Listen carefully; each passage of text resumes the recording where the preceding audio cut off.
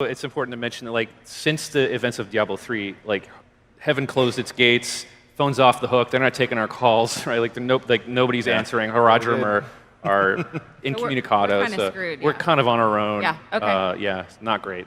What exactly happened to the High Heavens after Diablo 3 that caused the developers to confirm that Heaven closed its gates to Sanctuary by the events of Diablo 4, during which the world of Sanctuary has fallen to darkness, and it would seem like the light has no presence on this alien world when it is needed more than ever, where demonic and undead hordes run rampant, the agents of the divine are noticeably absent in every way imaginable. But who could be behind such a silence? And what could possibly be the reasons for the High Heavens being closed and perhaps humanity's hope lost with it? We shall stand together, angels and men, in the light of this glorious new dawn. Take one last look at your shining heaven, Imperious, for soon nothing of it shall remain. We know that the High Heavens have suffered tremendous losses at the hands of Diablo, then the Prime Evil aided by the forces of the Burning Hells during the culmination of Diablo 3. Angels were slaughtered en masse and tormented by Morlu, who are the undead armies of the Lord of Hatred Mephisto, empowered by the Prime Evil. The great colonnades and towers of the Silver City were ravaged by corruption, and all the way up to the Crystal Arch, the Burning Hell spilled into the home of the Angels of the High Heavens and corrupted its hallowed halls. Though the light may have purged much of the corruption of the Silver City, the influence of the great evils trapped within Zoltan Kuhl's masterpiece, known as the Black Soulstone, was not yet complete. With that being said, I'm here to explore 6 viable reasons that potentially led to the High Heavens closing its gates by the events of Diablo 4. In the end, it was a mortal heart that saved 2 worlds from ruin. And at the end of days, the first sign shall appear in the heavens. A reordering. The destruction that reigned upon the High Heavens was far-reaching and deeply impacting. No attempt by the Burning Hells had ever achieved such devastation. Stories tell of attempts, but no one ever prevailed against the Diamond Gates, until Diablo, with all the power of the 7 evils, destroyed it with a savage scream, and unleashed hell. Literally. After the final confrontation with Diablo, time would pass and the angels would need to recuperate. Instead, we know rebirth of angels is a long process through a ritual known as the Light Song. Angels are beings of pure light and sound and can only be reborn from the Crystal Arch during times of perfect harmony. I repeat, they need perfect harmony. Think of it as every instrument in an orchestra being in perfect tune with each other. Only when every angel in the High Heavens can interact perfectly with one another is the ritual performed. Now imagine the magnitude of evil that has just ravaged your home, not to mention the dissonance between your ranks. The amount of time it would take to utilize all of Anu's essence within the Crystal Arch is not something that will happen overnight. Angels are emotional beings and can be easily thrown out of tune. Basically, they cannot create new angels, and their ranks were already crippled by the culmination of Diablo 3, so it may take a long time to achieve their full power, and they may not be seen for some time, even after much of the events of Diablo 4.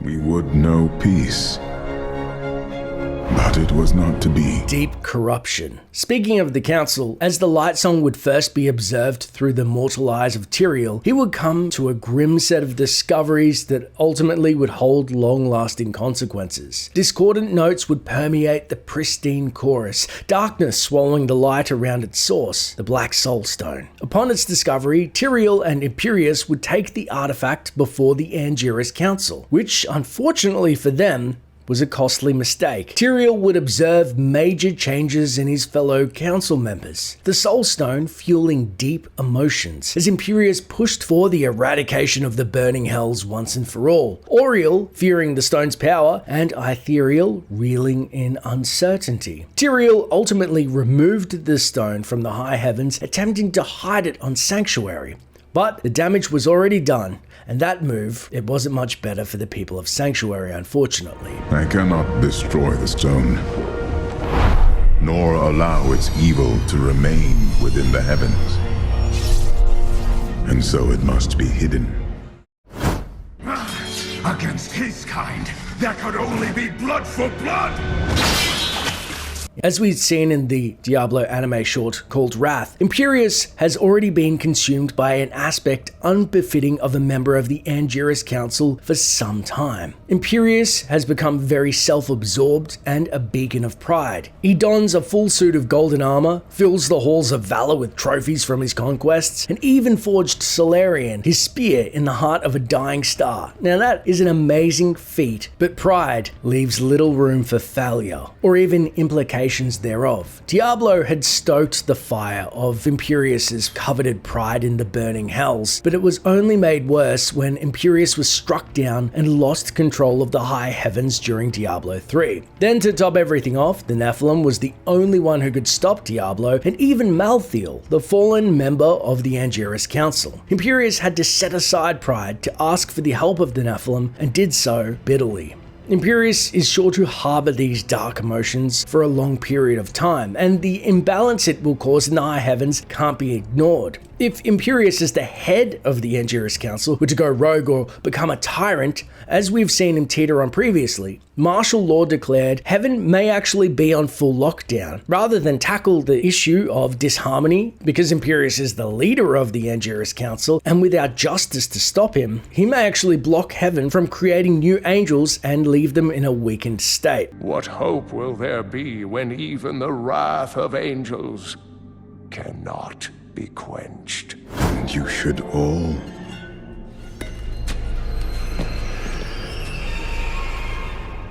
run.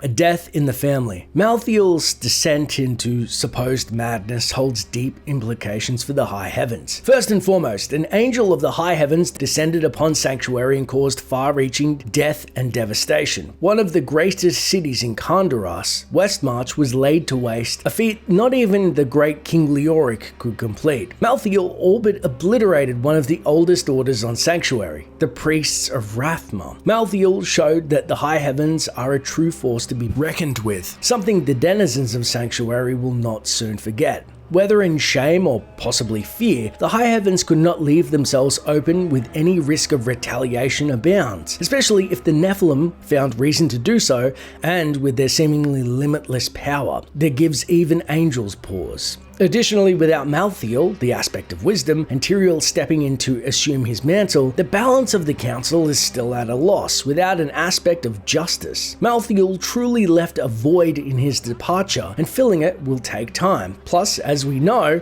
unless there's harmony, it will never be filled, and justice, well, cannot be served. I will now stand as wisdom.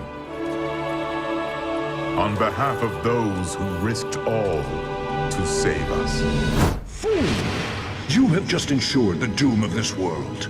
You cannot even begin to imagine what you've set in motion this day.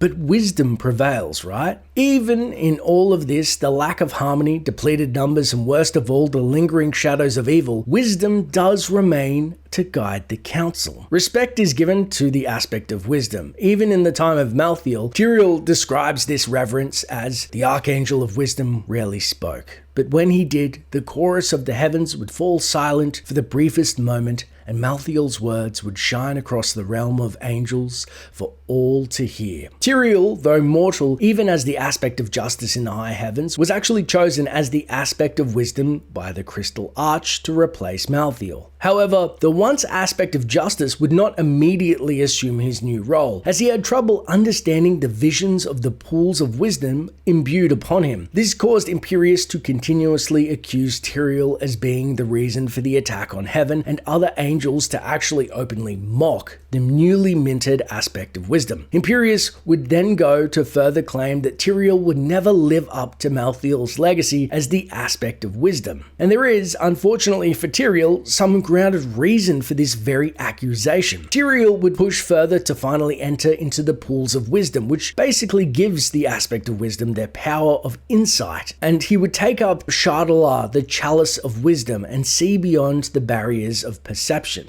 It was in this very act that Tyrael was granted even the understanding that he could not leave the Black Soulstone in heaven, and ultimately led him to seal it inside of the Kingdom of Westmarch. The High Heavens yet have a voice of reason and guidance that will help to steer them in the right direction during this time of rebalancing and regain themselves after such a devastating blow. However, Tyrael himself is not entirely safe. Ever does he live in potential threat of Imperius and the possibility of his wrath, not to mention his mortality. You will now answer for your transgressions. We would know peace, but it was not to be. For Diablo's essence lingers in the Black Soulstone.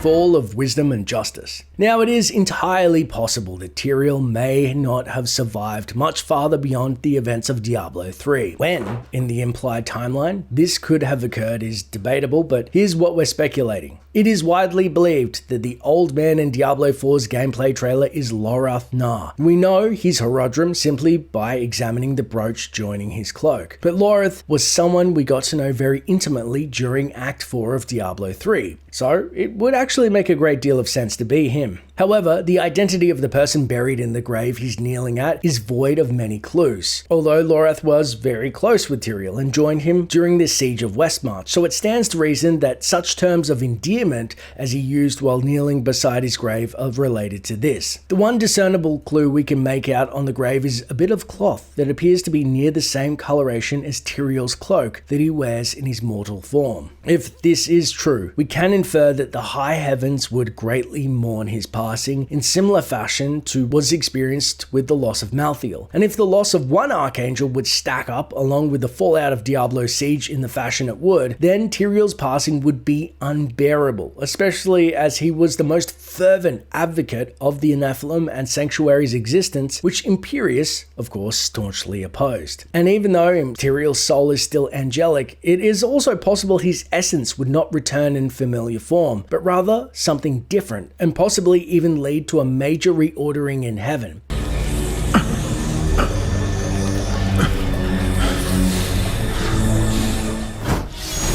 Will he have the strength to resist?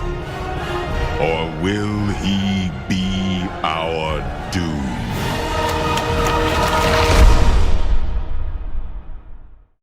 Imposing threats. The Nephalem hero of Diablo 3 is undeniably one of the most powerful beings in existence. Having risen to the level of power to face the prime evil and absorbed the very essence of death itself, there can be no question that the Nephalem exists as an immeasurable force. In their weakened state, the High Heavens would stand little chance against such a foe if they were to become corrupted. With so much fear and uncertainty gripping the heavenly host, they very well could have pulled away from Sanctuary in an act to avoid potential confrontation with the Nephalem. But what do you think keeps the High Heavens gates closed? Let me know in the comments below. My social accounts and Discord are linked below, and I'd love to further the conversation. Thanks for watching, and until next time, traveler. In her beats a mortal heart that will one day be tempted to corruption.